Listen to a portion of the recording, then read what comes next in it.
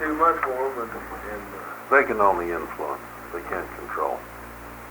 If a human being could be likened to a sailing ship, then the adjuster is a pilot, but you are the captain. The adjuster can steer only the course which you authorize. Now, if you authorize him to pick a course, then you really have done something.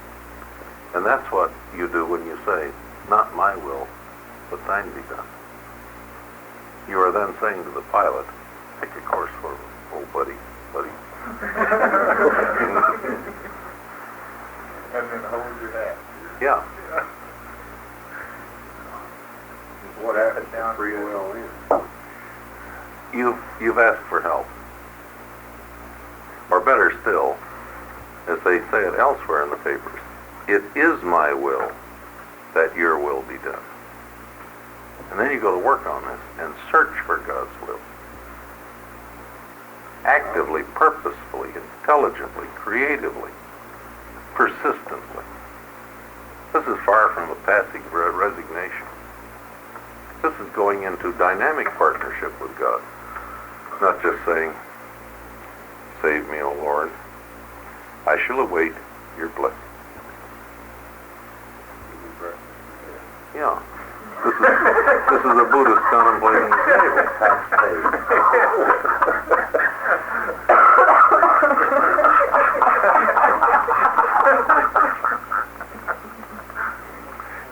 Do you know something about this book and the people that are interested in it? I've commented on this many years. We laugh. There is more just downright good humor in the discussions we have. There's sentiment too. Hell, I've cried when I've gotten into some things in here because they hit you hard. But there's an awful lot of laughter, and I think it's uniquely healthy. Don't you, folks? I sure do. Yeah. The thing that keeps you from being too egotistic. Yeah. Humor. Listen, if you go into partnership with God and say, "Oh, buddy, now pick this course out," this doesn't mean you don't run the ship. This doesn't mean that you don't accept the course. And maybe your ship needs a shakedown. And what does your pilot do? He heads for stormy weather. This ship has gotten fat, dumb, and happy. You need to really get your crew in here. And he has no authority to issue orders to the crew, but he can sail to where the barometer's falling and let nature take its course. Does he dislike you? No. But this is the only way he knows to get the ship in ship shape. Well, if you don't weather the storm, does he feel like he can fail? No, I don't think he puts you into more than... He'll never put you into more than you can stand. You might put yourself. I don't think any thought adjuster or any superhuman personality ever overloads any creature. I'll stand on that statement. But I think many creatures, with their self-love and their pride, carry a crushing overload of ego that breaks their spine. We can overload ourselves just flat easy. But these folks are not going to overload. Martyr sure was a movie, isn't it? Yeah. Martyrs are kind of... A real willful martyr is a spiritual exhibitionist, in my opinion. That's He's a spiritual exhibitionist. Now, if it happens to you in spite of all your good humor, all right, you're stuck with it. But Lord, don't go look for it. Some people court-mark them. There's an old Swedish proverb I love. Don't stick your eyeball out so far looking for a cinder.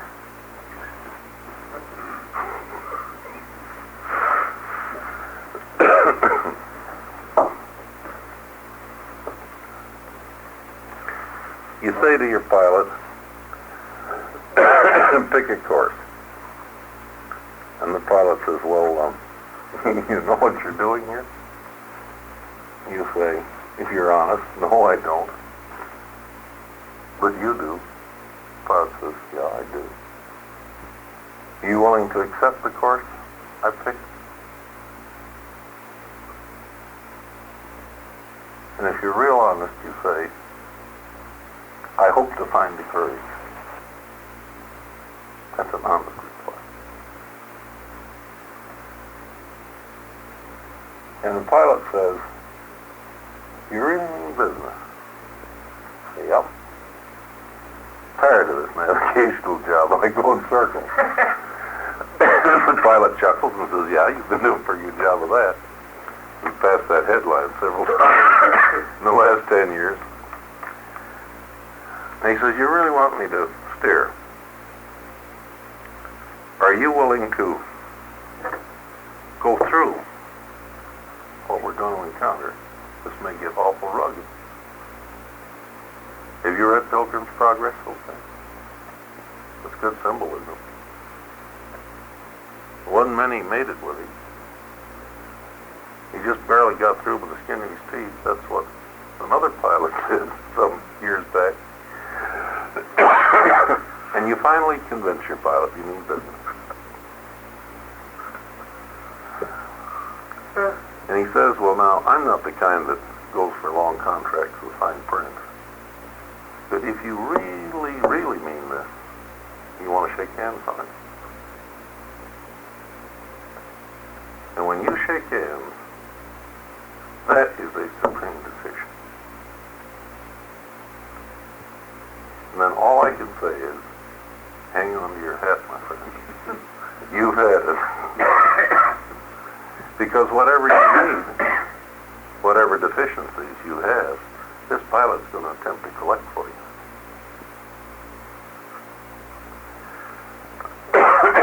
Where's a good illustration of one of these deficiencies? Let's take Simon Peter. Simon Peter was a great guy, gregarious guy, a wheeler and dealer, a mixer and mingler, the kind of a fellow who would have joined service organizations and have done good in the world. And Simon had a weakness that you often find in this type of person. Simon hated to say no. Simon Peter was a typical salesman, and they're an easy sell. Simon hated to be in a minority group.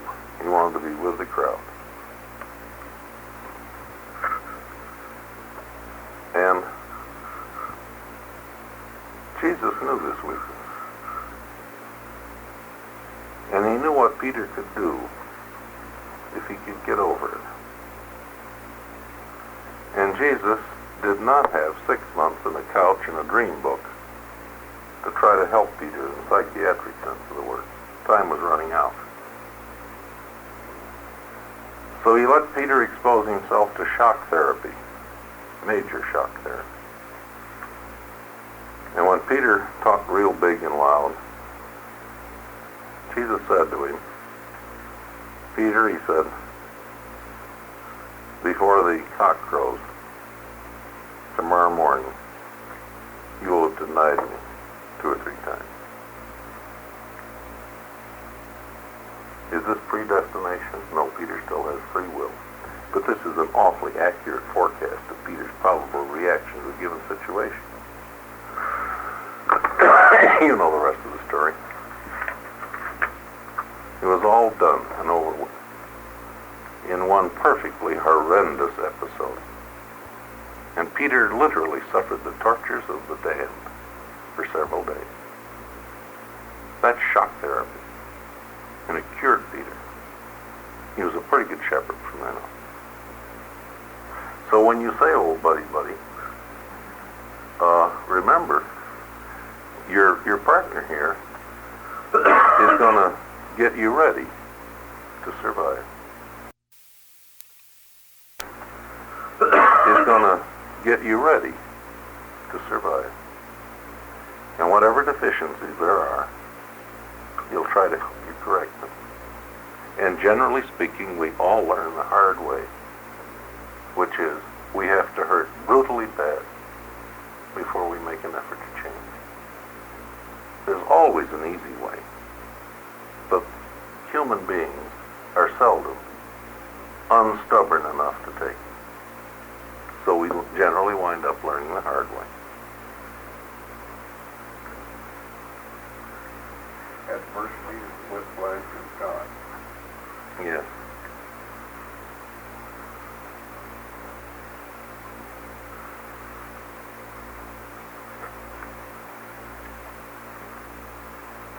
Bill, is there a technique whereby these superior beings control the mundane things? Is that typically a human function, like economics? I will tell you this. I think they pull a shenanigan now and then when they have to. But I think they operate on the basis of what is the least interference that will produce the maximum trend in the direction we favor. Let's go back to my favorite character, Lincoln. I've read in the conventional histories that if they'd been able to get their ballots on time in Chicago, Lincoln might not have made it. But the printing press broke down. And it gave Lincoln's boys another 24 hours, which most historians consider to be vital to his nomination. I would like to have had about 6 TV cameras trained on that printing press monitoring it for the 36 hours before it broke down. I'm not saying what I would expect to see, but I think it would have been very interesting to keep that printing press under observation. Because if you lost a cotter pin, you might take a little while to get one. I suspect our friends of something like that. Midwives do that. You're doggone right they could. For the want of a nail, a shoe was lost, and so on. For the want of a shoe, a horse was lost. If they do such things, I would suspect it's on such a level. A very inconsequential interference which produces many ripples. Now, concerning economics and so forth, I don't think they've successfully interfered with human nature. Because as I read history, within 300 years of the time man invented money, he learned how to debase it and inflate it. And he has never unlearned that lesson since. No indications that No. The whole history of money is the history of inflation. And I don't think the dollar will be any exception. Well, I noticed the superior beings have all sorts of organizations and everything you think about, except you don't find anybody who's in charge of the exchequer or in charge of government. They have, let's hit this from 2 levels. Let's consider planetary government, and then let's consider the mansion world.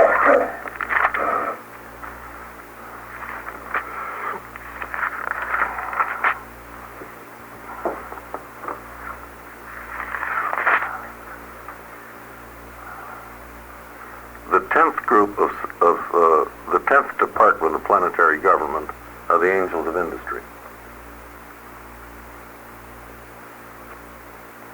They are concerned with the economic development of planetary civilization. Page 1256.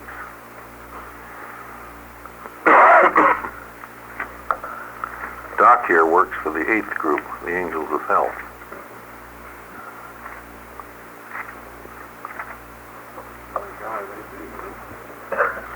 And I'm not too sure who I work for. I work in part for the angels of industry. Maybe the progress angels. Number 7. No, I'm not a school teacher. I pick number 2 if I could pick my boss. I'd feel awfully at home working for the Progress Angels. Oh, yeah. Okay. Let's go to the mansion world and consider new arrivals, namely us. In just exactly 22 minutes, the Skirvin Hotel is hit by a tornado without warning, and we've had it. And for some reason, they decide that this particular group would have value on the life beyond, and we are authorized to survive as a group. They do such things. And we all wake up. We all wake up 3 days later on the first mansion world. Surprised as hell. And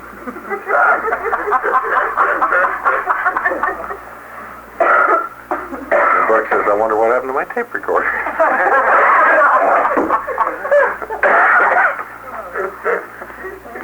We're used to rewards and punishments. And so are most of the people that wake up in our level of culture. And remember, they'll quickly sort us out into homogeneous levels of culture,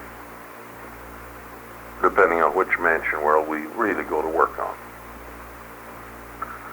I have a strong feeling that they have something the equivalent of money on the mansion world. It may not be a medium of exchange. It may be a scorecard of merits and demerits.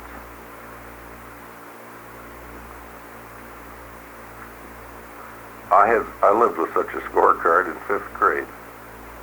I had a wonderful teacher. He was a PhD from Heidelberg. His wife was insane. He didn't believe in divorce, and he loved children. So he taught 5th grade grammar school. He'd have been an ornament on any college campus. And he had us on incentives all year. Every night, we had an exercise in arithmetic. Every night we did an English composition and illustrated it in some way. This is strictly old school. Now, if you got 100 on your math, or if you got an E, excellent, in English, you could turn in those papers twice. You could exempt yourself from a night of homework. If you had scores that ranged in an average range, you broke even. If you fell below a certain level, you had double duty. If you flunked, you had to do tonight's homework and repeat yesterday's. This is rewards and incentives, isn't it? I remember saving up my math and English once, and I took a whole week off. I had 5 E papers and 500s, and for a week I did no homework. It was just wonderful. It's like spending money. I spent time. I bought time. I'm pretty sure they have such things here in the early mansion world. Some method of automatically, impersonally punishing us if we goof. And since we're going to be there before 2 o'clock this morning, there's very little progress we'll make. I hate to kill us all off this way, but for illustrative purposes, it's necessary. Don't look so worried, Jamie.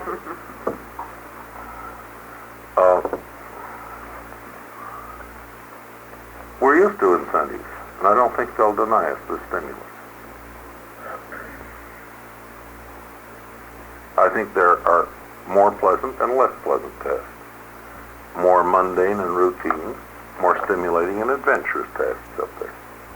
And I dare say that they understand the principle of giving the freshmen the dirty work, you know, and giving the gold-brickers the dirty work. This is my feeling of what those mansion worlds are going to be like. Was there any punishment for sin in a conventional sense of Orthodox religion? Let's clean up that word. The papers instruct me that sin must be redefined as conscious disloyalty to deity. Yes, there is punishment for that. I think there's pain. Loyalty to deity. You want the citation? Yes.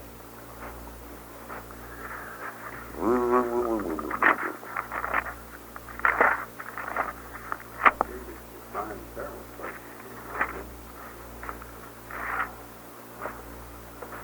984, 6. The quote is, sin must be redefined as deliberate disloyalty to deity.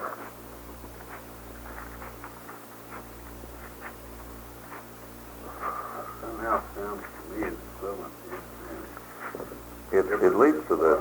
Yes, it leads to this. This it leads to. I had an idea and it's gone from me. Kind of like the bull beside me is going to knock the express train off. Mm-hmm.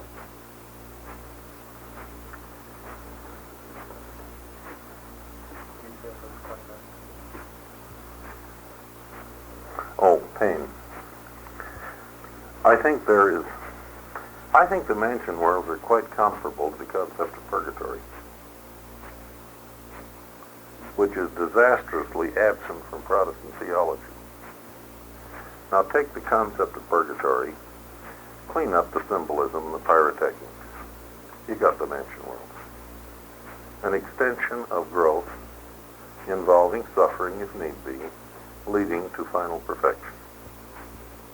In fact, the whole Morantia life is comparable to purgatory. Very sound in concept.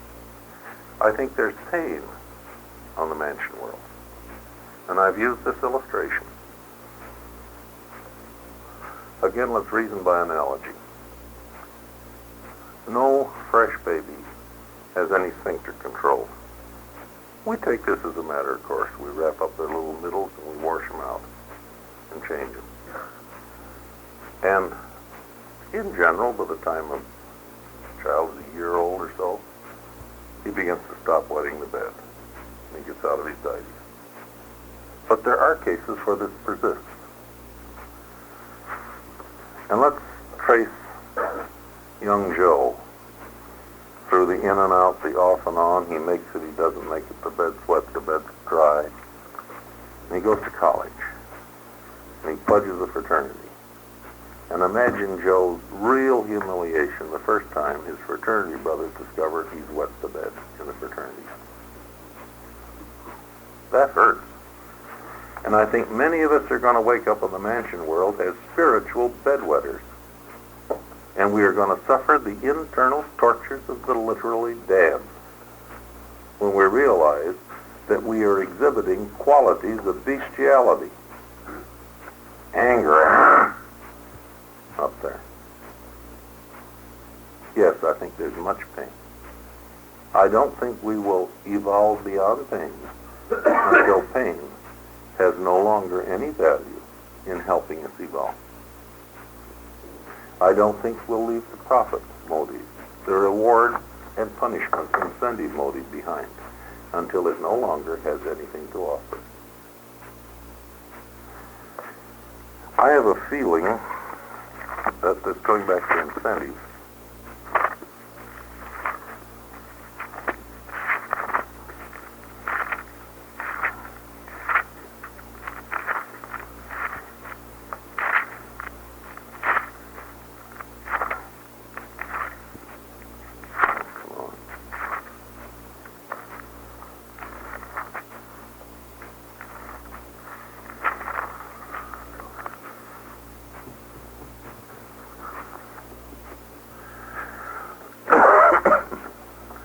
talking about the fifth mansion world here. A real birth of cosmic consciousness takes place on Mansonia number 5. We've been through 4. You are becoming universe-minded. This is indeed a time of expanding horizons. It is beginning to dawn upon the enlarging minds of the ascending mortals that some stupendous and magnificent, some supernal and divine destiny awaits all who complete the progressive paradise ascension, which has been so laboriously but so joyfully and auspiciously begun. At about this point, the average mortal ascender begins to manifest bona fide experiential enthusiasm for the Havana ascent. Study is becoming voluntary, unselfish service natural, and worship spontaneous. We're outgrowing the pain stimulus, but we're on the fifth mansion world before this happens. We're outgrowing the penalty stimulus, the fear stimulus. The positive is finally taking over on the fifth dimensional. I don't think they take us away from scaffolding too fast.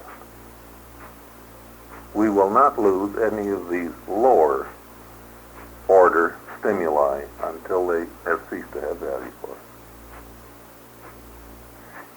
Here, from a practical standpoint, I don't regard the profit motive as an especially high motivation. I think the service motive is a much more glorious motivation. But living as a citizen of a pretty nice country in the 20th century, I don't think the service motive will work. We aren't that civilized. So I diligently support the profit motive. This will work. This is going to produce results. In a few people, I see the service motive. Very potent. But in the mass of mankind, no. They need the profit and loss motivation. I do not regard capitalism as a high order of society, but I am a thoroughgoing capitalist in the middle of the 20th century in the United States of America. These things work. They're practical. Fifth mansion world, I think, before we really outgrow the negative.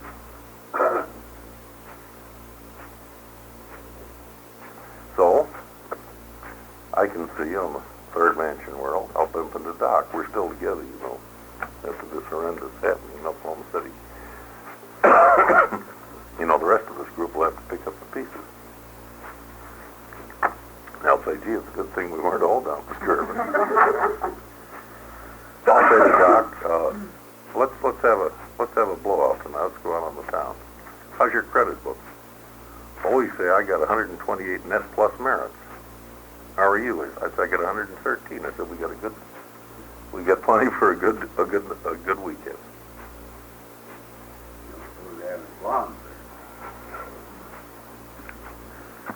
I'm afraid we'll simply be girl watchers up there. And that'll be the end of it. But they tell us the sexes will still be intrigued with each other. You'll still be a man. I'll still be a man. You'll still be a gal.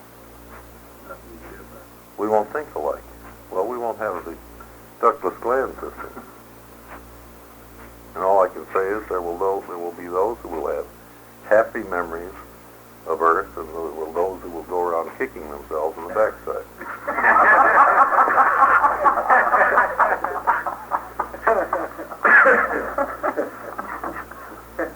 I expect to accept my new estate with no regrets.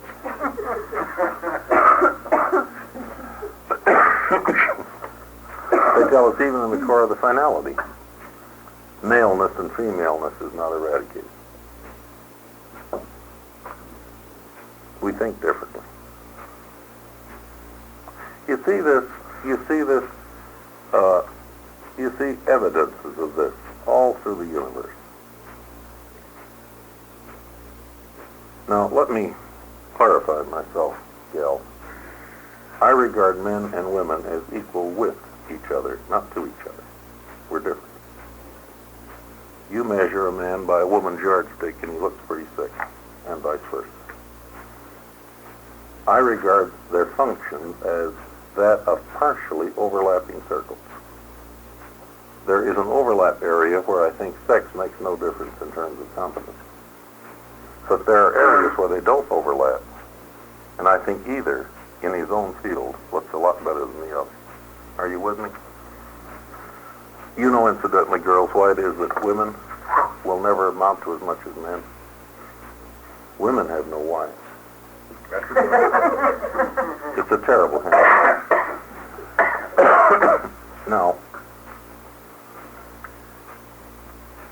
I think we have different viewpoints. I think women are more tactically merciful than men. I think men may be more strategically merciful than women. And kind and loving.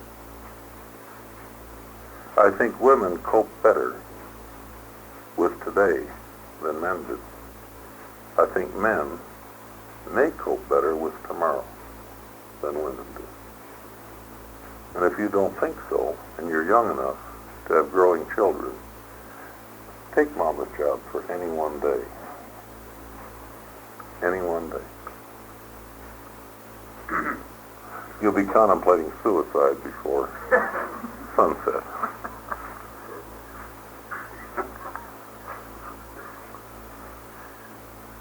But I think throughout all future eternity, they're different. Consider what happens when a couple gets married. The gal doesn't work harder, but the guy does. And when she gets pregnant, what happens? You lose a very valuable female colleague. And the guy really buckles down and goes to work. She stays home and makes the home. Where does the creative spirit stay? She never leaves the local universe. The Creator Son comes and goes. She is the home.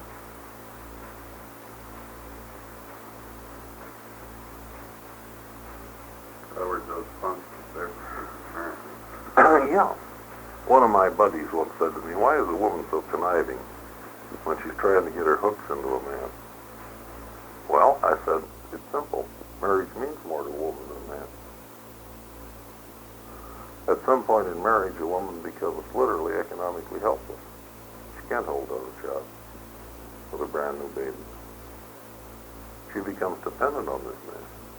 She makes a study of a man, which few men make, of a prospective mate. Marriage is of more importance to her than it is to a man. A typical man divides his life between his home and his job. For quite a while, the home is the woman's life. These to me are differences which I understand in human thinking. A woman loves a baby twice. Man only loves him once. Male mammals do not love their offspring. Female mammals do. And there is a factor in the love of a woman for a child that no man will ever know anything about. Now, both father and mother share human affection for that child. A woman's love for the child is not less human for being also a male.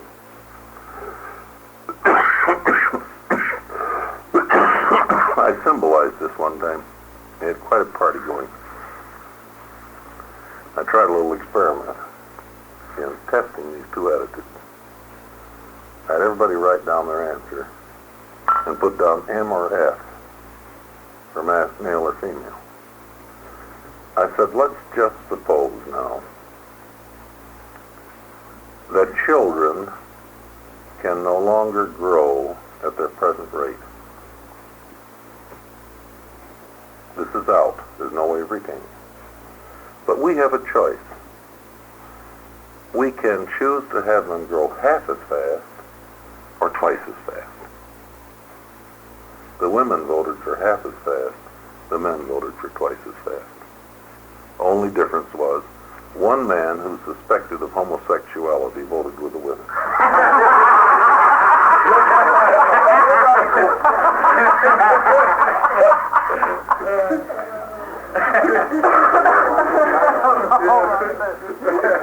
And this is almost predictable, isn't it? I don't mean about the home, but I mean the difference. The woman loves the baby as a baby. Now she also loves the baby as her future daughter, and as of the mother of her grandchildren. But the man basically loves the baby as the man to be.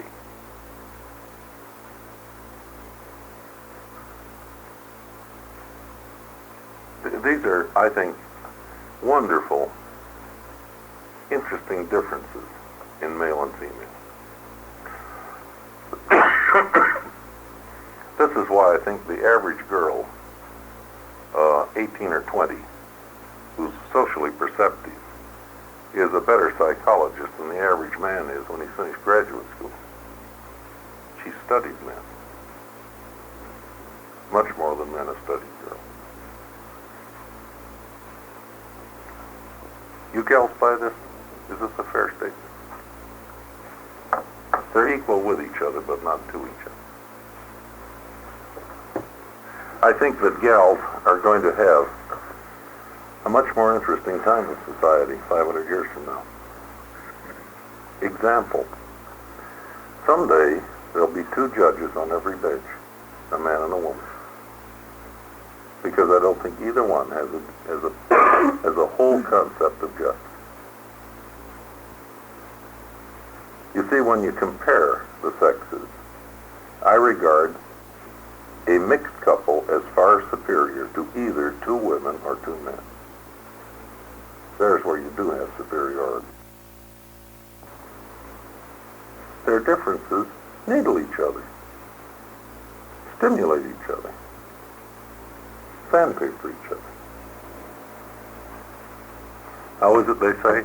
They get along by a technique of antagonistic cooperation. I think that's a quote from the book.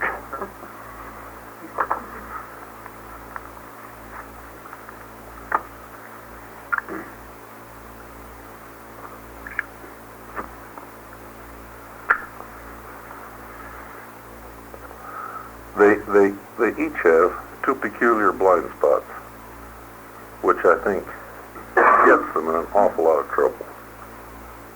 In picking mates, men get led astray by the sex urge, and women get led astray by the maternal urge.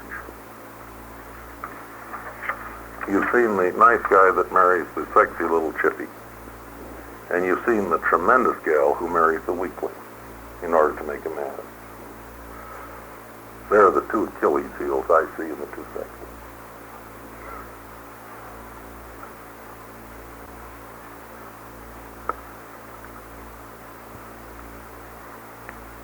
I think most of the jobs that gals are going to have, many of them just haven't articulated yet in human society. And many of them will occupy a woman in her post-maternal career, especially as we extend the length of efficient life to the point where when the last child rides off in a shower of rice, this gal sits down and contemplates 20 or 30 years, very interesting living ahead of her. And she has prepared herself for this 20 or 30 years. And she makes a real contribution to society, with or without gain. That's the great choice a woman has. If Papa's a good breadwinner, she doesn't have to work from home. She may elect to, but she doesn't have to. There's certainly a difference in perspective. You course want there that on your jury. Sure there is. You get an entirely different result with the same set of facts. Mm-hmm. Two juries. I think the mixed opinion is the best opinion. I don't think either a man or a woman is a good parent for children. The two of them together make a pretty good parent. At least that's the way the good Lord designed it.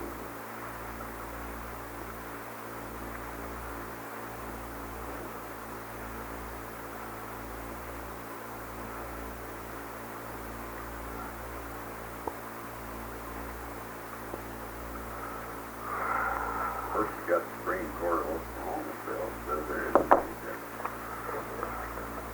Yeah, but that doesn't alter the fact that there is. Just because the judges say so. Say it's time to quit, isn't it? Yeah. I'll tell you what my mother said to me years before she died. We're talking about careers for females, and she was an MD who practiced. And she said the ideal life of a woman has 3 careers: prematernal, maternal, and postmaternal. She said that's real living for a woman. Yeah, let's quit Berkeley, okay? So there's another reason why women will be more important. They'll own the world. And all of the insurance. Yeah. They darn near do now. They own the resources now. Shouldn't have put them I down said the there. world. Didn't hurt. Mathematically, as the gap widens and their lifespan's extended over man's, why, it's inevitable. Well, they're Let pretty. these lawyers change their Let's face it, Clyde, they're rather nice people. I'll be I don't mind if they do own it.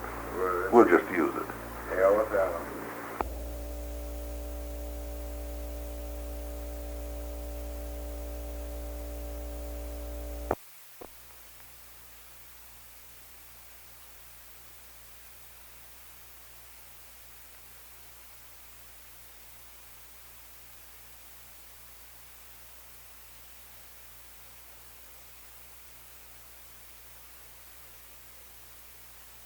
And qualified absolute.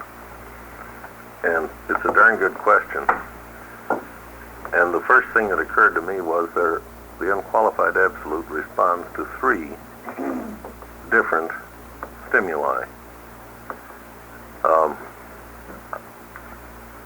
The first one, which I think we're most familiar with, is when the Trinity functions. The Trinity activates the deity absolute. We find that in several places in the papers. Like, for example, I like this book better than what I got in Chicago. My Chicago book is about shot in certain areas. They speak of the absolute level over on page 2, last paragraph. This level is Trinity attained existentially by the Paradise Trinity, but is not fully attained experientially. Again, over on page 116, paragraph 1, 2, 3, 4.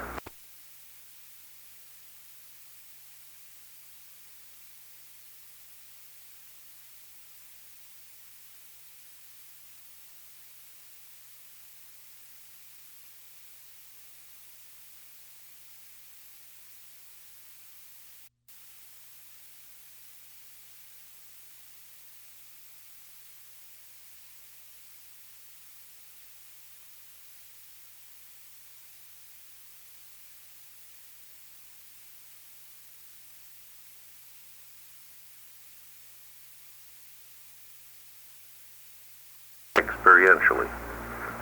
Again, over on page 116, paragraph 1, 2, 3, 4. 4. The Father, Son, and Spirit are in a certain sense the constituent parts of total deity. Their union in the Trinity and the absolute function of the Trinity equivalate to the function of total deity, and such completion of deity transcends both the finite and the abstinite. While no single person of the Paradise deities actually fills all deity potential, collectively all 3 do. 3 infinite persons seem to be the minimum number of beings required to activate the pre-personal and existential potential of total deity, the deity absolute. Then, going back again,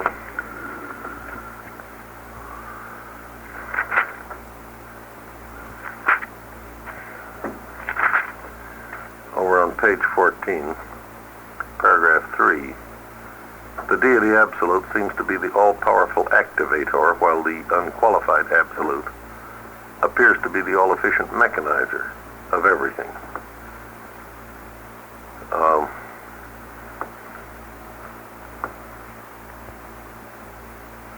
And then they comment over here on page 15, 1, 2, 3, 4, 5, paragraph 5, the two absolutes, qualified and unqualified. So, hi. While so apparently divergent in function as they may be observed by mind creatures, are perfectly and divinely unified in and by the universal absolute. In the last analysis and the final comprehension, all three are one absolute. On sub-infinite levels, they are functionally differentiated, but in infinity, they are one. Now there is the mechanism that we're most accustomed to finding.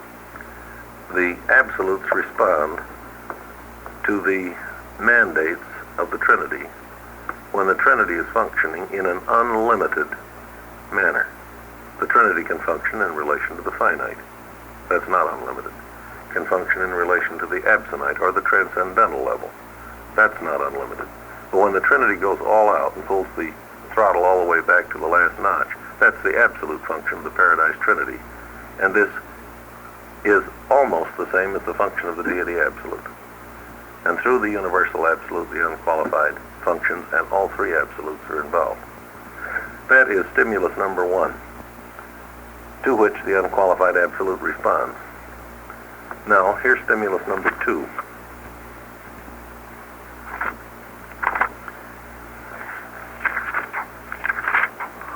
This is a good question, Clyde. I don't think it's ever been asked before.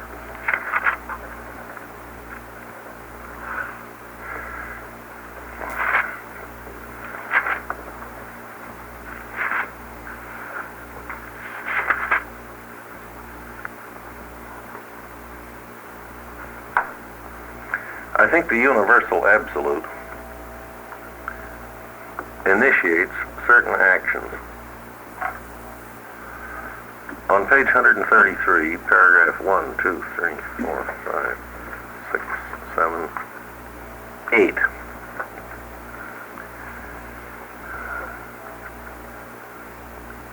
The universal absolute does not originate initial motion, but does equalize and control all of the tensions originated by motion. And the last paragraph on page 113, where they are discussing the four kinds of motion. The fourth kind of motion is compensatory or correlating movement, designed to coordinate all other motions. This, I think, would have origin in the universal absolute. And again,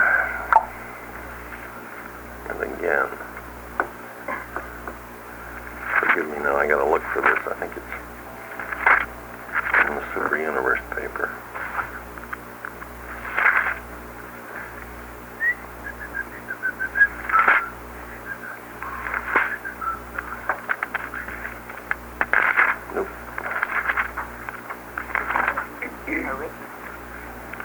Burke, it's that section, it's that part where they're talking about all the different motions, around Sagittarius and everything else that mess up our observations.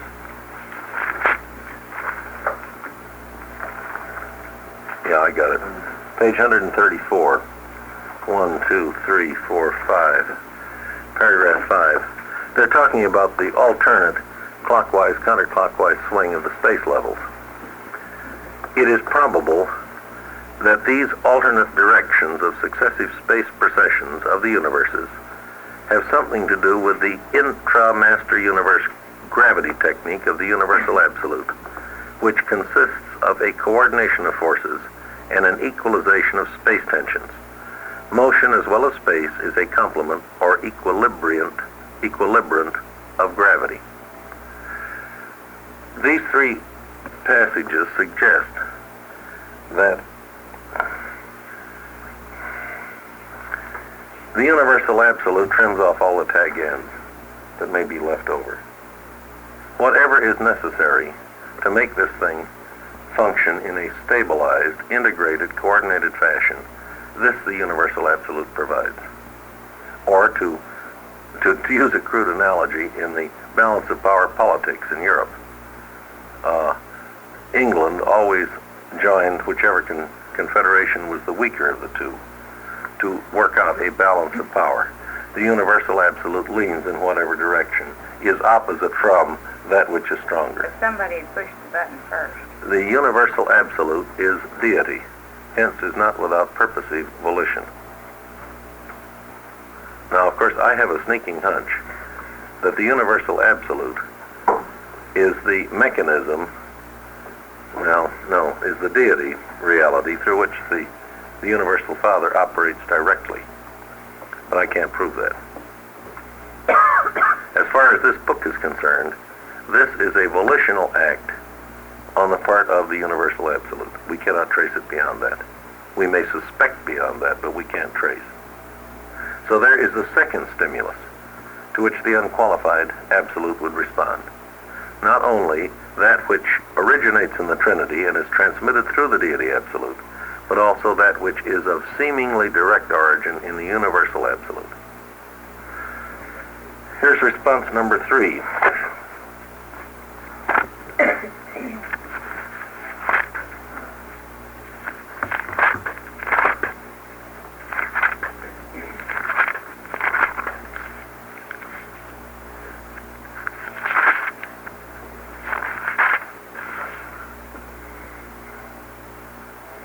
Let's try page 469. Next to the last paragraph. Well, let's read a little bit in through here.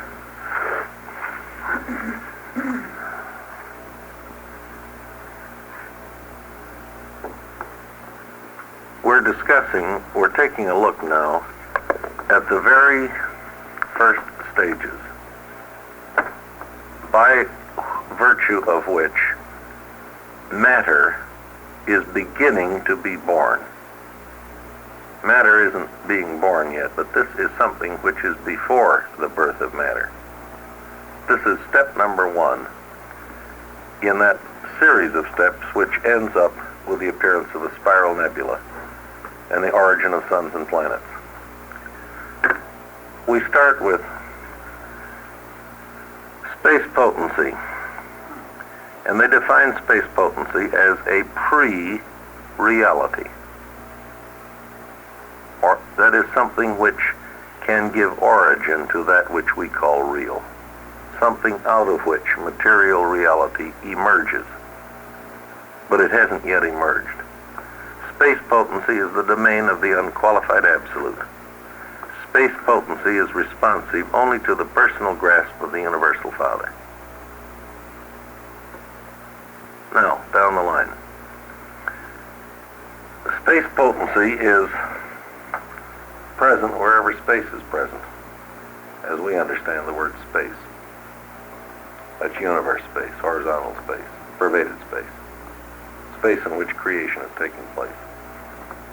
I don't believe that you can separate space potency from space any more than in human experience you can separate mind from personality.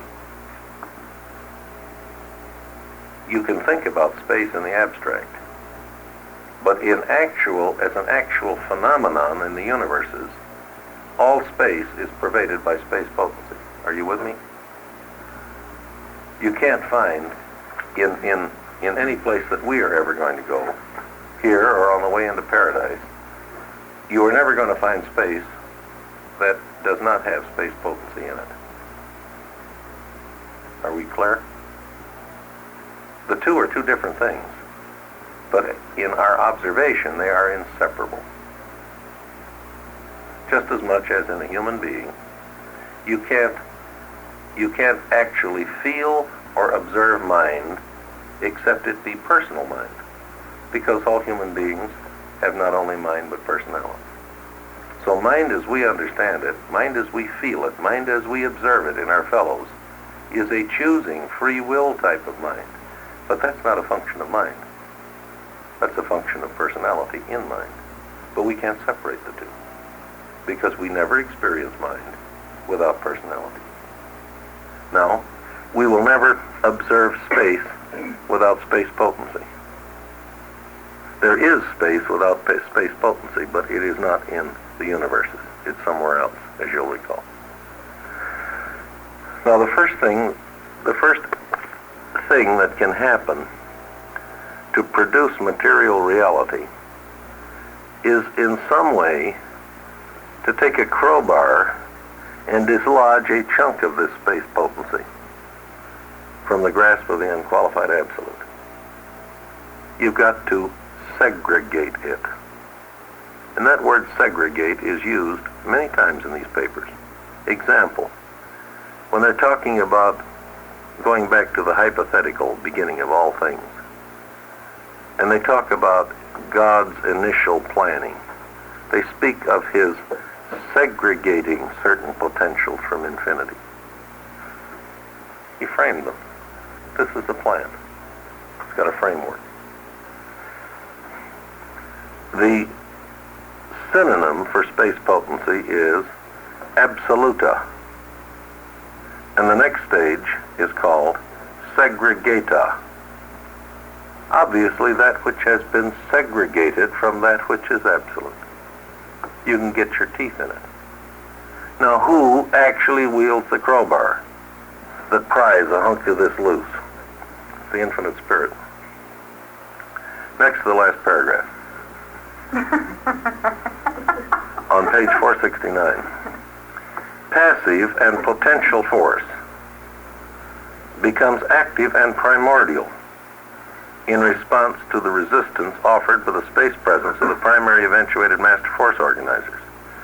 Force is now emerging from the exclusive domain of the unqualified absolute into the realms of multiple response to certain primal motions initiated by the God of action, and thereupon to certain compensating motions emanating from the universal absolute. Primordial force is seemingly reactive to transcendental causation in proportion to absoluteness. I think it's these primal motions initiated by the God of action, the infinite spirit, who is the initiator of motion in space, that kicks this off. The conjoined actor is the activator of paradise. And if he can activate paradise, I think he can activate that which has paradise as its origin. And space potency comes from paradise. I would offer, then, this hypothesis that the unqualified absolute is responsive to three types of stimuli. Those are of origin in the Trinity, reaching it, because the unqualified absolute is not a he, reaching it through the deity absolute.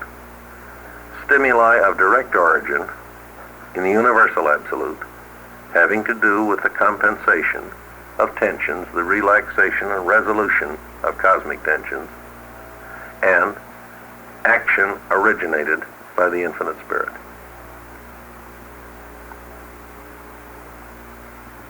And I don't think it responds to anything else. We keep wanting to call the unqualified absolute he, but it is the proper pronoun. It is not a person. It is not deity. Any more than paradise is deity or a person. Want to kick it around? In example 3, if the God of action desires removing something from the warehouse, does the God of action go through the deity absolute? I don't know. To get to the warehouse? I don't know. I think in this connection... Correct. I don't know, Clyde. I think in this connection, I have a feeling it's a misnomer to speak of this as the infinite spirit functioning. I much prefer the title conjoined actor. He who acts for the Father Son. This is paradise deity in action, in the person of the third person of deity. Now, with that line of thinking, you would not be argumentative about putting a number 4 in there. Don't you think, therefore, that certainly this beautiful warehouse is responsive to the universal Father? Yeah, but I think I got a sneaking hunch. That's the function of the universal absolute. I'm not discounting any links in between, but Yeah. initiated in the Well, I Father. think they're all responsive to the universal Father. In other words, that's the wisdom. Yeah, in the sense that the infinite manipulates the absolute.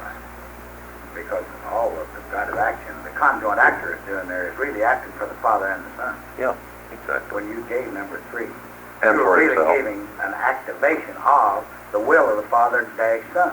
In Right? action in the In Spirit. action, through Yeah. the conjoint.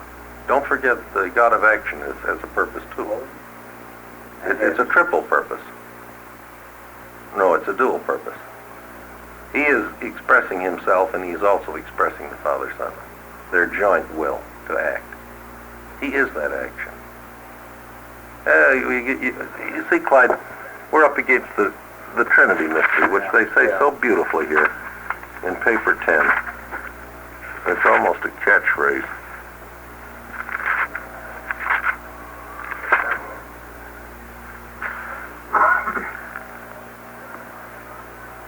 I know, I didn't buy it.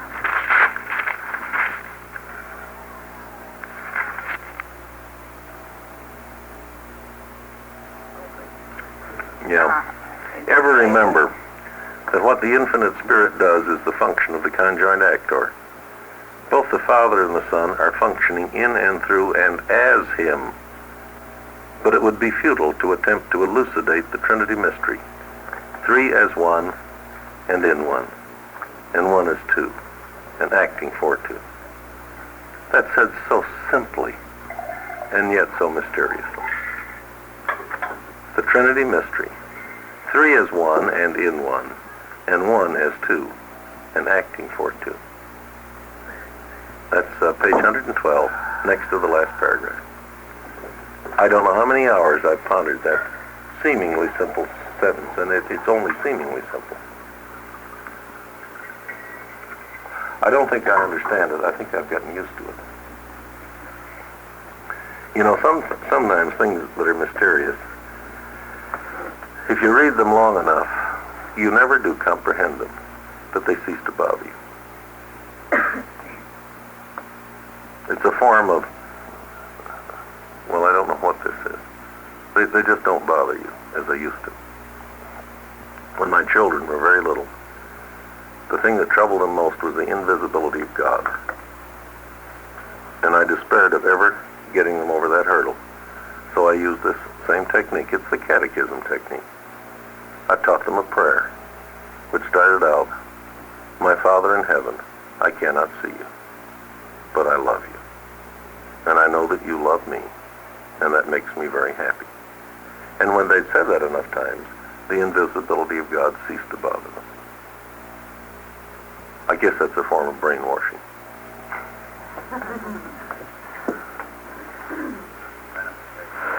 Yeah, I think the Father's in here too, Clyde. If I can find this sentence, which is so intriguing.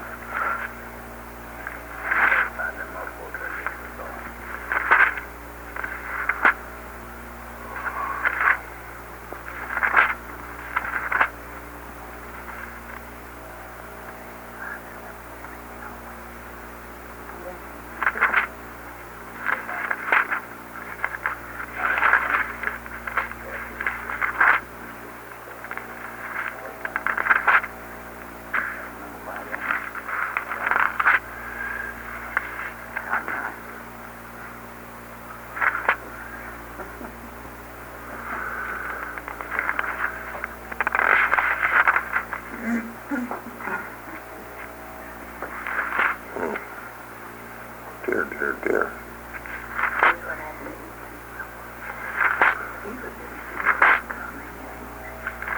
Someone died and Wilma couldn't help searching. And Wanda can't come till tonight. And I didn't get the bus. I thought I couldn't get it. My taxi didn't come. You just had trouble when you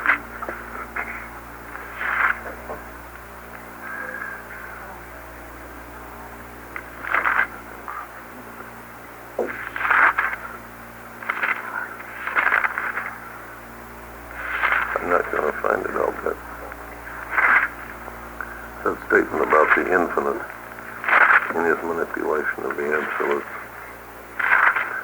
No. So, we started out on a fairly profound level. What was his question? Start with it. What activates the unqualified absolute?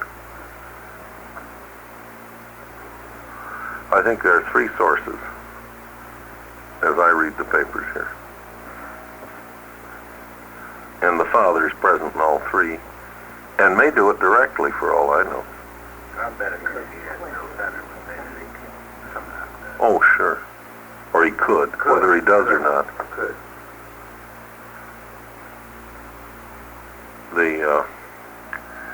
Again, as, you know, we have warrant for that.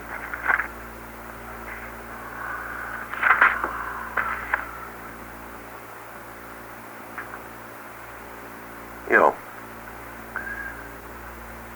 God, the universal Father, is the personality of the first source and center, and as such, maintains personal relations of infinite control over all coordinate and subordinate sources and centers. Such control is personal and infinite in potential, even though it may never actually function, owing to the perfection of the function of such coordinate and subordinate sources and centers and personalities. God in potential could take over spiritual administration of the universes, but he has no incentive to, because he has a Son who is his infinite equal and who does all things in utter, unqualified perfection, as God himself would do them. And so why should God interfere with the administration of the eternal Son? God is pleased with what he sees his Son do. And as they observe their agent in action, the infinite Spirit, since he too is infinite and functions in flawless perfection, neither the Father nor the Son, nor the Father-Son partnership, have the slightest inclination to interfere with the functions of the third source and center. They look, they shrug, they say, well, that's good. That's good. That's the way we would have done it. Perhaps displayed a little more ingenuity. The infinite Spirit, it would impart his own personal flavor to these actions. The work of the Spirit, I don't think, would be identical with the work of the Father or the Son, but would be equally perfect. Each of these beings is a personality. Hence, each would impart a flavor to his functions. How's the beer? Sounds good. Did you get over there since I saw you last? No, not that. Over there. Sorry, I come in late. We've been talking about you. Had a rugged time since I saw you last. Oh, really? 24-hour day. I'm with you. I'm with you. Yeah. Yeah. I like it. Haven't seen Mickey Harold. She was out there skating around a while ago on that link. She was coming. I noticed the sign is marked out there. Out on the board. It's on the door. On the door. And it's in the Not on the elevator. The board downstairs. Oh, down in the lobby. Can't you tell by the high-powered illumination shining out around the cracks Oh, in the door? I didn't have any trouble. I just came on in. Barry, did you see the water leaking out of the doors? Bert's gonna blow. She just did. You just missed 30 it. minutes. We're just filling that for you.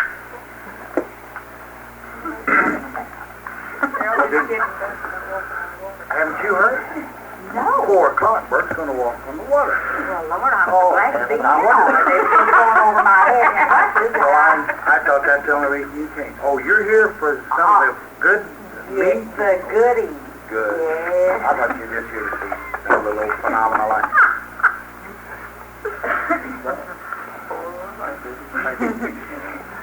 Actually, Oh, I'm a little worried. After that, I'm a little worried about this because basically Burke's an exhibitionist. I'm afraid if she starts this, it's going to be all we're going to do. She's going to want to walk on the water all the time. Have you learned how to do it in high heels now? That's good.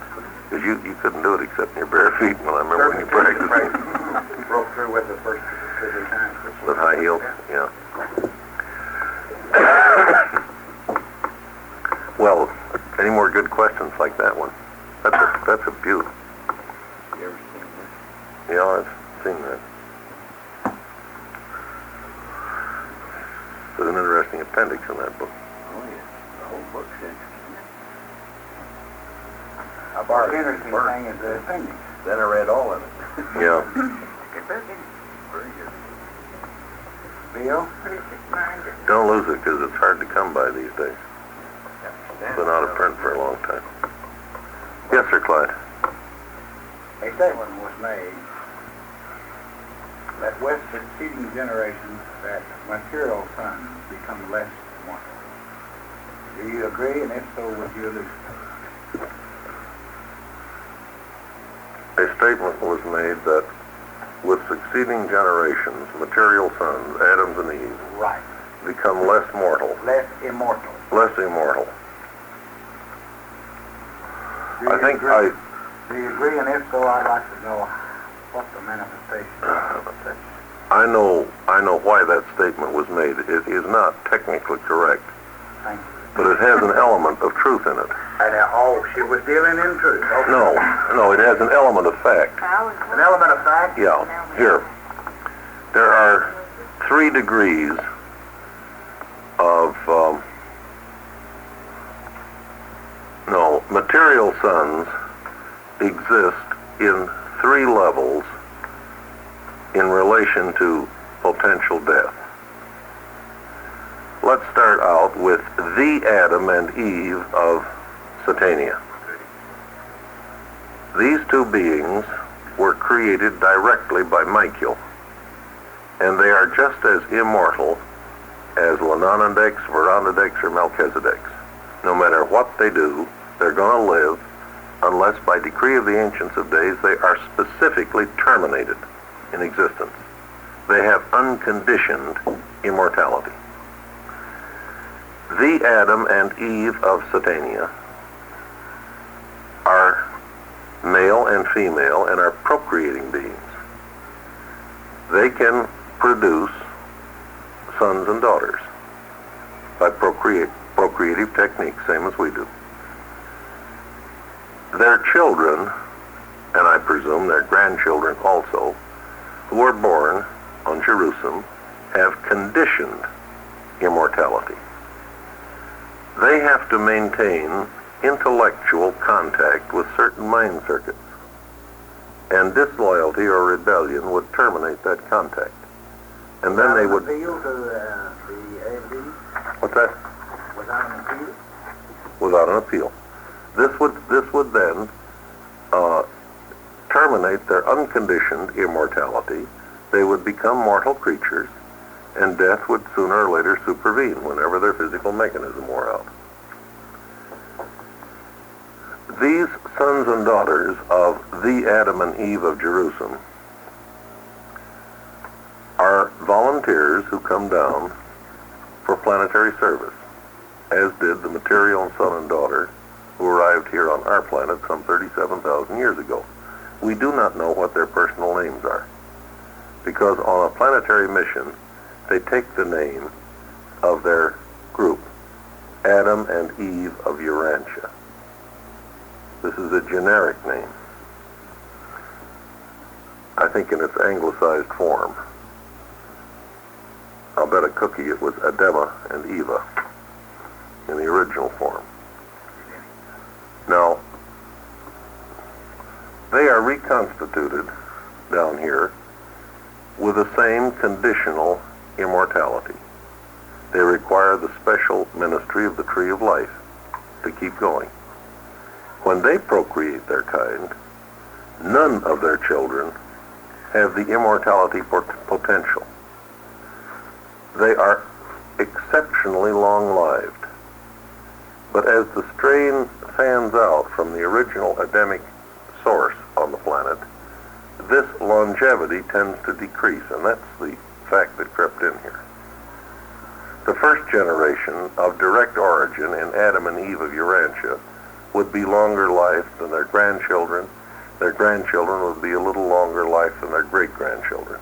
I think the race of Adam would always be longer life than the evolutionary species. But as you get farther and farther out, the differential would tend to close. Now that I think is what was confused in here. Well, the children of the Adam and Eve that was on this planet We're all mortal. cannot in any way be spoken of as magisterial sons. No. By connotation. No, they're not Verbiage magisterial. was magisterial sons. Material. Material. Material. Yeah, they were. Well, they're not material. No, they're Adamites. They're Adamites. Yeah. They're not material But sons. they use a different The term. very first one that was born. The term What's material that say? sons and daughters, capitalized, refers to a potentially immortal being. Mm-hmm. That was the point I was Yeah. trying to hang my hat on.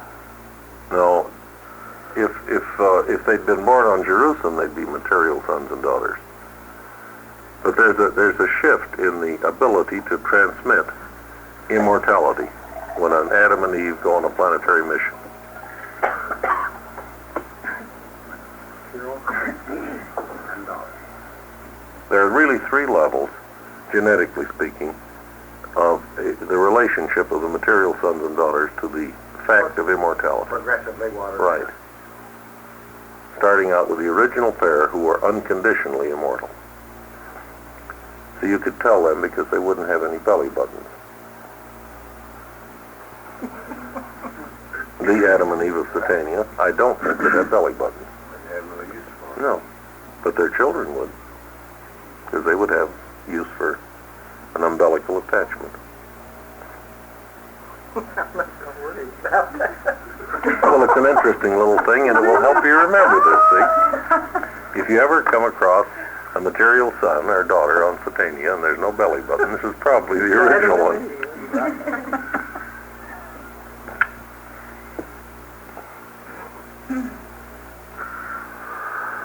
What do you suppose life would be like on this planet if we had more of Adam's blood?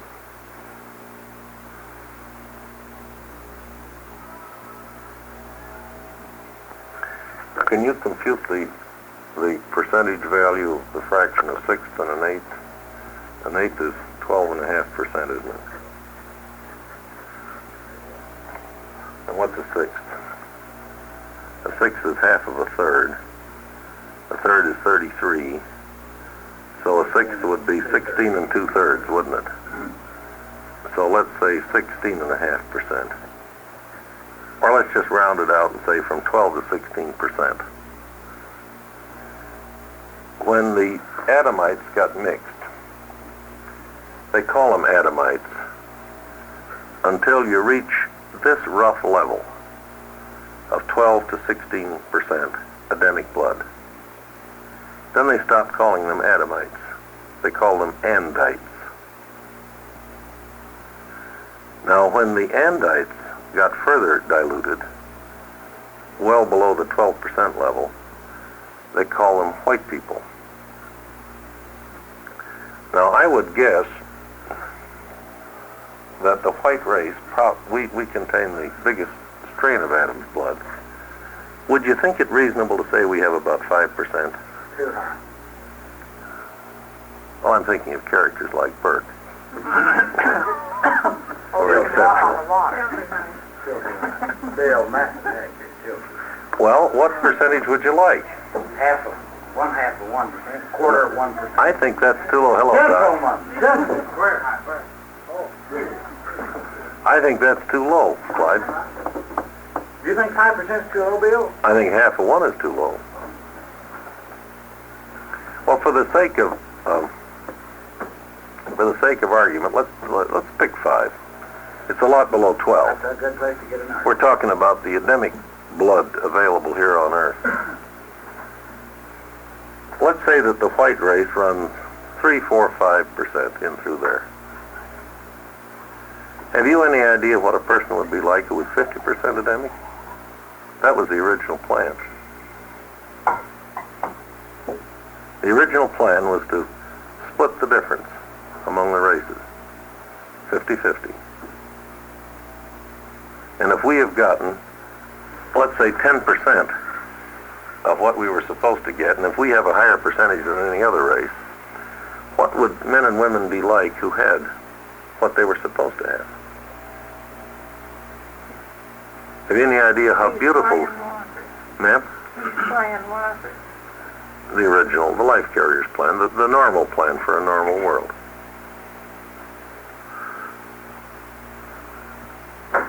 Have you any idea how beautiful these people would be?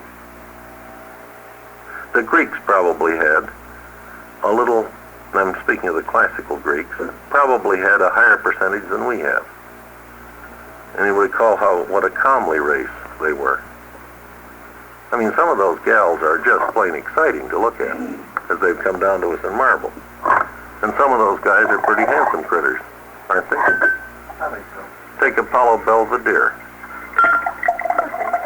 Take any good reproduction of Aphrodite. Yeah.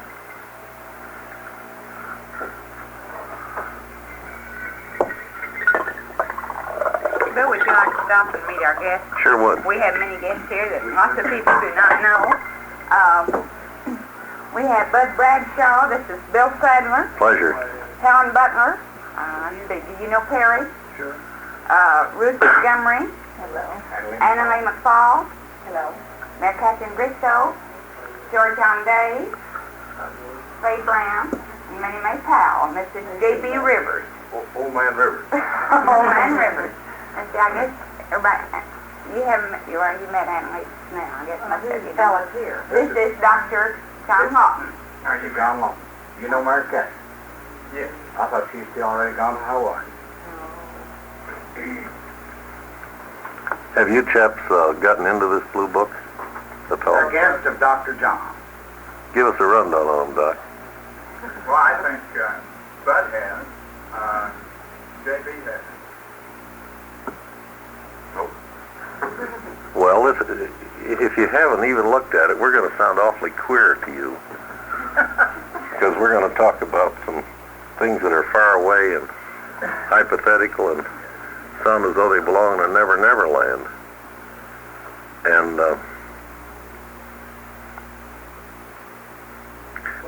I discussed part of it with him and part that we had looked at in the geological stuff. oh yeah, And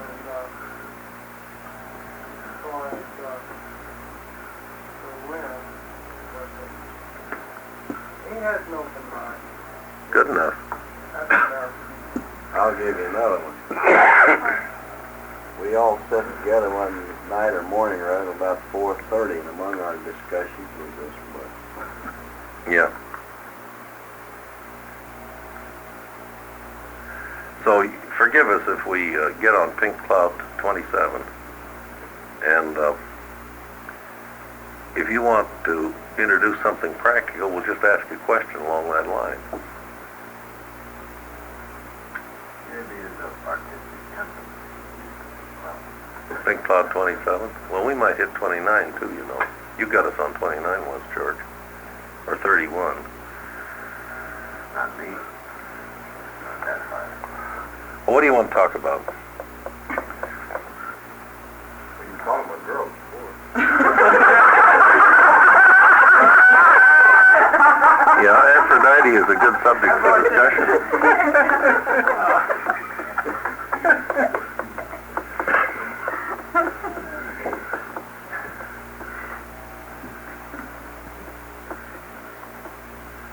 I think they have a high percentage of Adamic blood. You do? You'll listen to some of those clans they make. Well, you spoke of the beauty. What about the brain? They were very sharp. No question about it. There must have been an awfully high level of brain power, creativity, artistic responsiveness I like you. in the Adamic blood. Here, There's a little chunk in the paper on celestial artisans. We're talking about the inheritance we missed.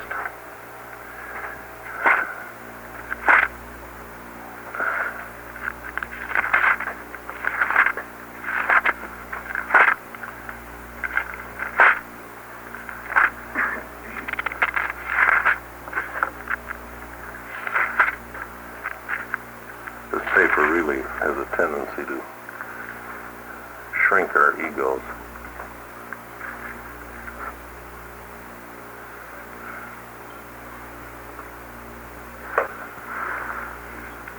While you have assembled some beautiful melodies on Urantia, you've not progressed musically nearly so far as many of your neighboring planets in Satania.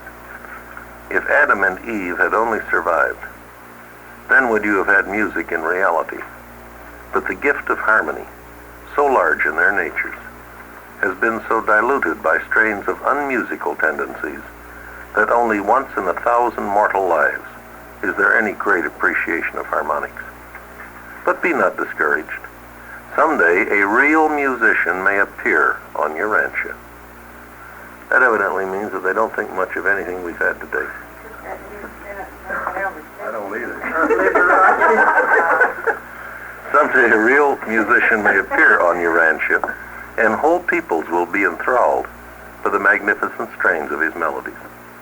One such human being could forever change the course of a whole nation, even the entire civilized world. That's page 500. Pretty good. And these are melodies we could see. Sure. We could hear them with our, well, at least some of us would enjoy them. I think everybody would get a kick out of them.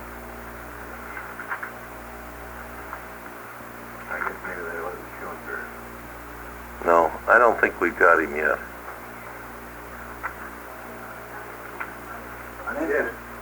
I'm interested to know why you used the figure 4 as an example. And you said for purposes of discussion. 5%. Well, because we've got, the white race has more than other races, and other races have a significant amount. The northern Hindu has a chunk of it. The northern Chinese has some. And their percentage is much smaller. So I'd kind of like to save a 0.5% for someone else. Otherwise, you're going to get down into a trace, which is insignificant. If you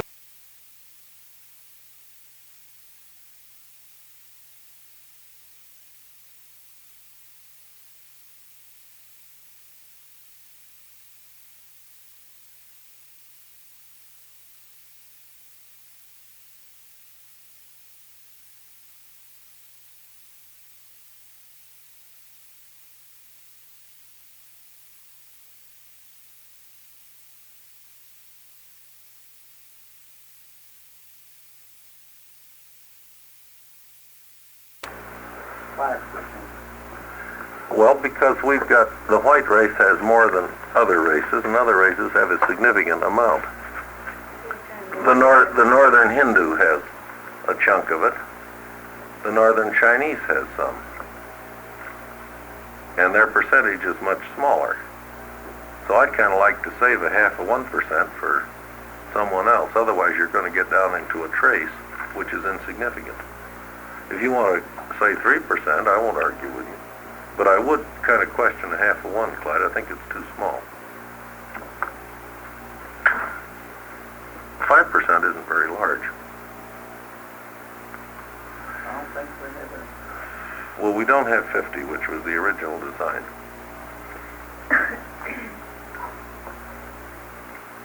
You're speaking of the entire race, not individual. That's right.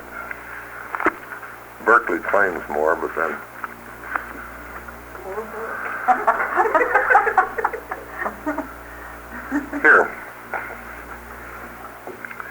Here again is something we've missed. This is a life carrier, a biologic technician, who's been down here in original supervision and later observation of the whole evolutionary panorama. But throughout all of this biologic adventure, our greatest disappointment grew out of the reversion of certain primitive plant life to the pre-chlorophyll levels of parasitic bacteria on such an extensive and unexpected scale. This eventuality in plant life evolution caused many distressful diseases in the higher mammals, particularly in the more vulnerable human species. When we were confronted with this perplexing situation, we somewhat discounted the difficulties involved because we knew that the subsequent admixture of the Adamic life plasm would so reinforce the resisting powers of the resulting blended race as to make it practically immune to all diseases produced by the vegetable type of organism. But our hopes were doomed to disappointment owing to the misfortune of the Adamic default. Here again, we have a lot of problems which we have to solve scientifically. And these problems wouldn't even have arisen did we carry a healthy strain of the Adamic stock.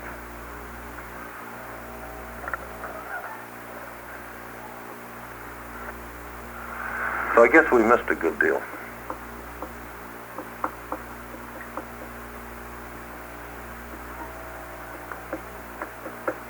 That apple still costs us. Sure did. Didn't cost us spiritually, but it cost us temporally. It cost us in terms of culture. It cost us in terms of material realities, temporal realities, and those are important too.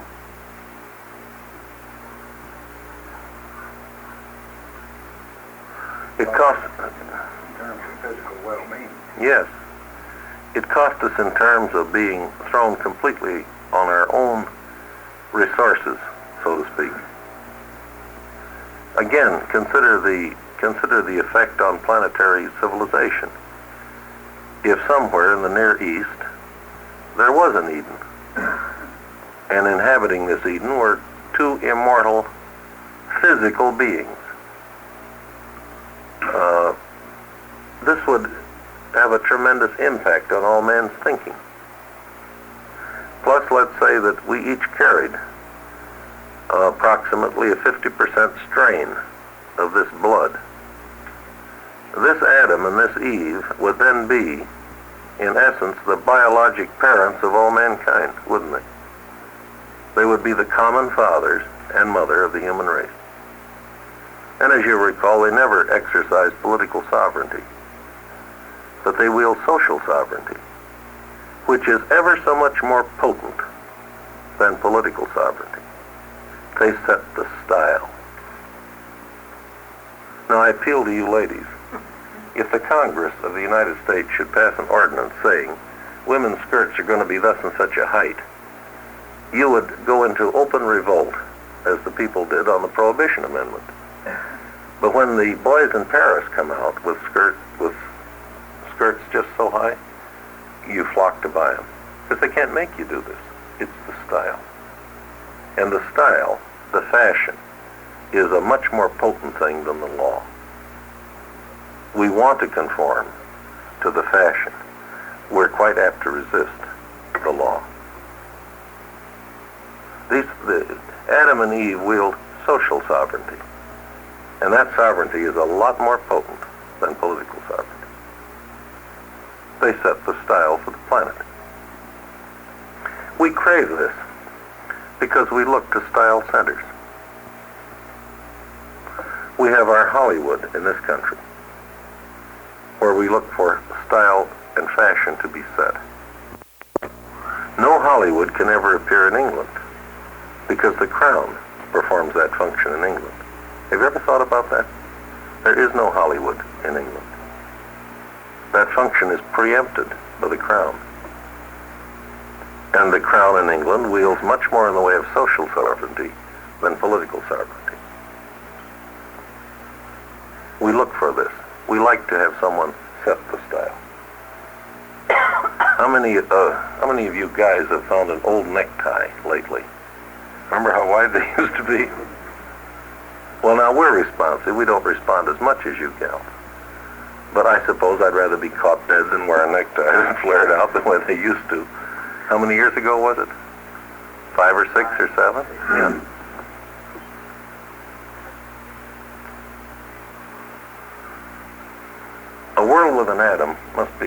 very interesting place to live.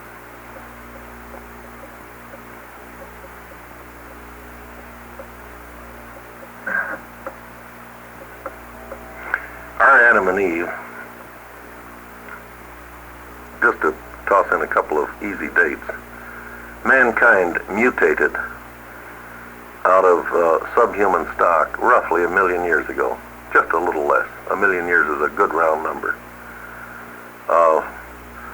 The colored races differentiated from the original human species about 500,000 years ago. Adam and Eve arrived here about 37,000 years ago in the late Pleistocene. And they took up their headquarters in the Near East. And the radiation of culture out of the Fertile Crescent is the last repercussion of the Adamites in that area. It gives you a little time orientation. When Adam and Eve arrived, there were just a hell of a lot of people here on Earth. So when Cain moved into the land of Nod, there were people there. Sure. There were lots of people around. As it says, he married his cousin Ramona. You know, this was a pretty well inhabited planet. Not by today's standards, but I suppose there were millions of people here, some small number of millions. Well, where did that information come from? The land of Nod? That there were people here. Out of here.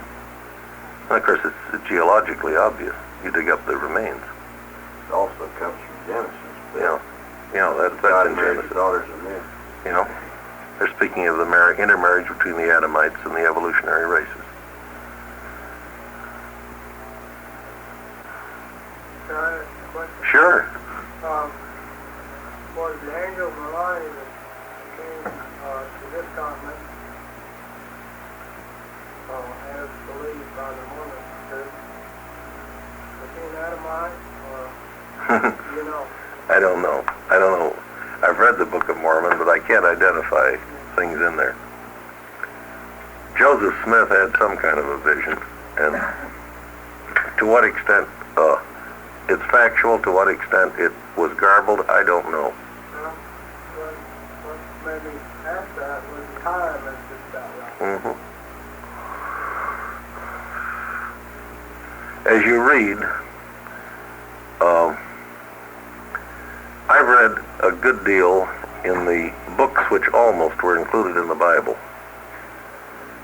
And there's many, many things that make you scratch your head and wonder, because you can pick up little fragments of this and that and the other thing, and they smell right regardless of the context. I mean, there's been a tremendous leakage of truth for a long time. If you read with an open mind, you find a nugget here and a nugget there. For example, it spoke of Melchizedek in the days of Abraham. He wore the 3 concentric circles on his breast, and it was so venerated that no one else would wear them. And in the Book of Enoch, which is apocryphal, it speaks of Melchizedek, and it says on his breastplate he wore the sacred emblem. It doesn't say what it was. Well, that's a statement of fact, regardless of whatever else is written in the Book of Enoch. Were the symbols, the circles, The circle the symbol. main Father, Son, It's the Spirit, or it's the symbol of the Paradise Trinity. If you stop and think about it, it's an excellent symbol. It's described in here as the symbol of the Paradise Trinity. 3 azure blue concentric circles on a white field, which is the symbol that has been adopted for the Urantia book. well, what is the paradise symbol? I don't know what the Paradise symbol is, but that's the local universe symbol for the Trinity. It's a good one. The Father enshrouded with the Son and both enshrouded with the Spirit. 3 concentric circles. It's nice to have symbols. You don't take them too seriously. The cross has become a good symbol. The lotus blossom is a symbol in Buddhism. The crescent is a symbol in Islam. The fire is a symbol in Zoroastrianism. A flame, or light.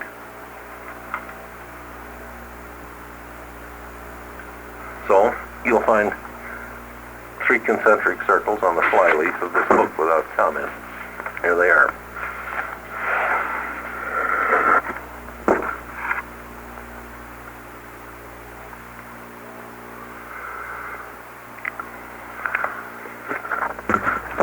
So much for atomite. How many questions have been naughty? Like, for example, when do babies survive and when is a baby not a human? You want to kick that one around? I don't think you could beat it. The question came up in class.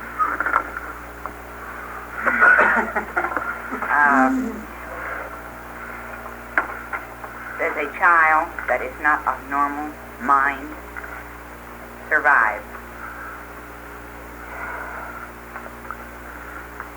Well, let's approach this cautiously. First of all, let's admit to sentimentality. We look at a human physique and we assume the presence of a human being. This would be especially true if that human physique were our own child. The presence of a human physique does not necessarily mean the presence of a human being.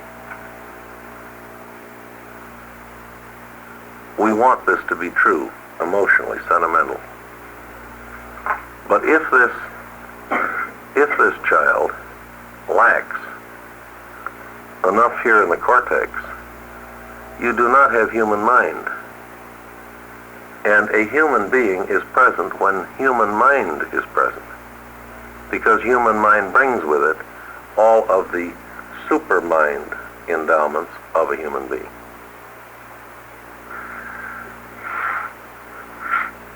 I would like to present a reductio ad absurdum argument, which I think is the safest one here. Let's talk about survival in relation to living creatures, or to life. Mr. Schweitzer is kind to all animal creatures.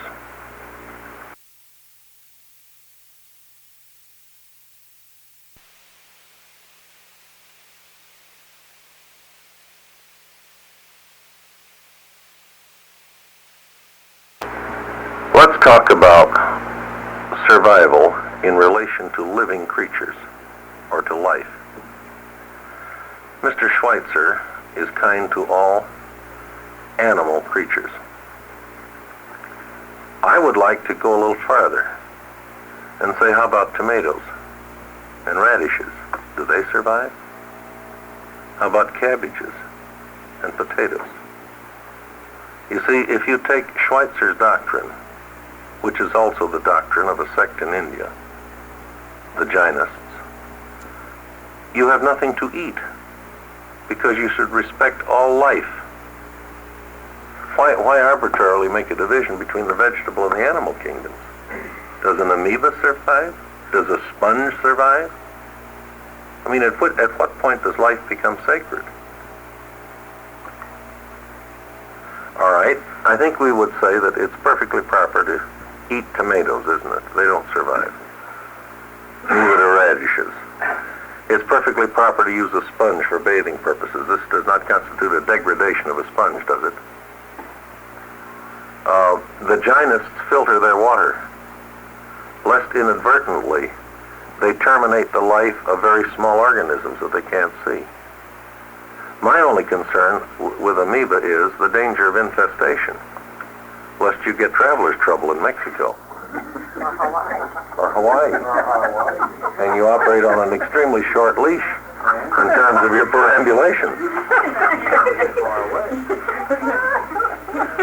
Believe me, I lived with the measles for a while, and they're awful hard to get rid of. As you come up the line, let's consider an earthworm. Then let's consider a shrimp. They can't even whistle. I don't think they're going to survive. Let's move on up. Fish, amphibians, reptiles, birds, primitive mammals. And now we've hit our own kind at last. These mammals have much in common with us. They procreate as we do. The female shows affection for the helpless cub. The male does not. They herd. We're fast approaching 5 adjutant mind levels, or the full function of the adjutants below the level of humanity. You've got to draw a line somewhere, because we started with tomatoes. And we have now reached monkeys, horses, elephants, dolphins, the most intelligent of the mammalian species. I accept the line where the paper draws it. That which is subhuman has no potential for survival. That which is human has potential for survival. Because, again, the line must be drawn at some point. I know you'd love to have Rover meet you in heaven. But if you start down the line, then I want my favorite strawberries in heaven too, see? I don't want them to be eaten, and we'll all starve to death.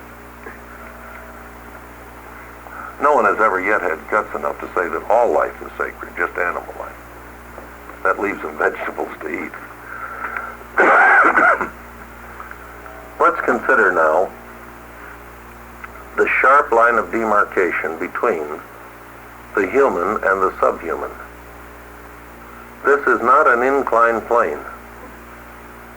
This is like a drop down 5 stories in an elevator shaft. Incidentally, it is this sharp line of demarcation. It is this great gulf which separates man from subman, which caused people emotionally to fight the theory of evolution for so long. Because it is not just a gradual up thing. Physically, yes. In terms of physique, this is true. But in terms of the meaning and the value of the creature, it's a tremendous gulf. Look, when you get the 5 adjutant mind, you hit a plateau. You stop there. If you get the 6th adjutant, you've started a chain reaction. Because when worship functions in mind, wisdom will undoubtedly follow, not too much later. Personality is bestowed. That's 3. The Holy Spirit begins to function. The Spirit of truth begins to function, and a thought adjuster arrives. You have 6 levels which separate man from animal. And this is true whether the animal wear the form of a monkey or the form of a human child.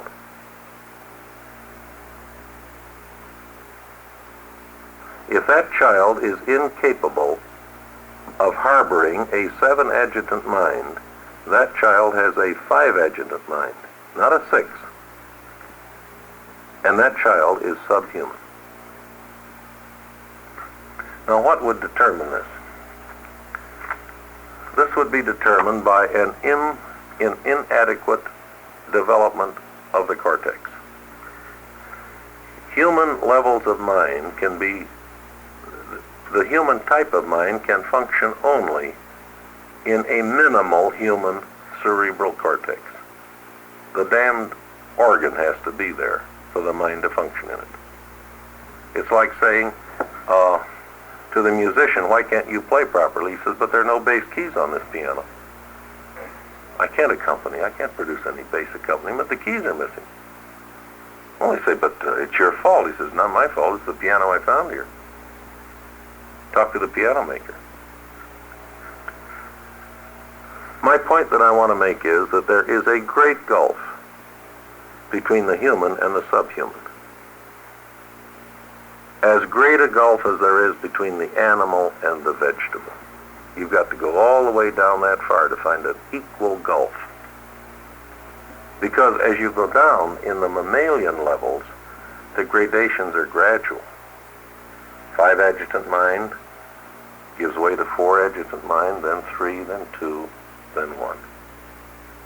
The spirit of intuition, which even an amoeba has, of quick understanding. You can teach an amoeba things. You cannot teach a tomato anything.